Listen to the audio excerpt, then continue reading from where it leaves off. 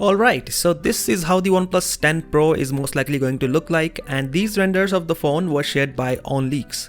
In fact, this is the second time he is sharing the renders of this phone, as earlier he shared just the camera module design. But now that this new set of renders is here, let's talk about the OnePlus 10 Pro's design in this video. So as the name says, the OnePlus 10 Pro is the successor to the OnePlus 9 Pro of this year. So what's new in terms of the design?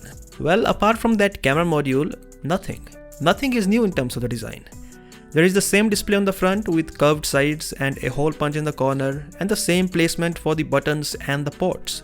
Speaking of that camera module, it looks like OnePlus took some design notes from Samsung, because this camera module design actually looks exactly the same as the camera module design of Galaxy S21 series.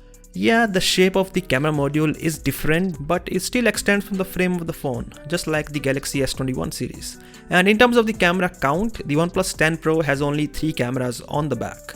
And not to forget, the camera module still has the Hasselblad branding on it. But that is not a surprise, because OnePlus has partnered with Hasselblad for the next 3 years. So this means not just the OnePlus 10 series, but also the next generation after it will have the Hasselblad cameras. And well, that's pretty much it. That's how the OnePlus 10 Pro looks like. We don't yet have any information on the specifications of this phone, but there are already rumors such as a 5000 mAh battery and an impressive 125 watt fast charging. Anyways, what do you think of this design? Do let me know via the comment section below, and as always, I'll catch you in the next one.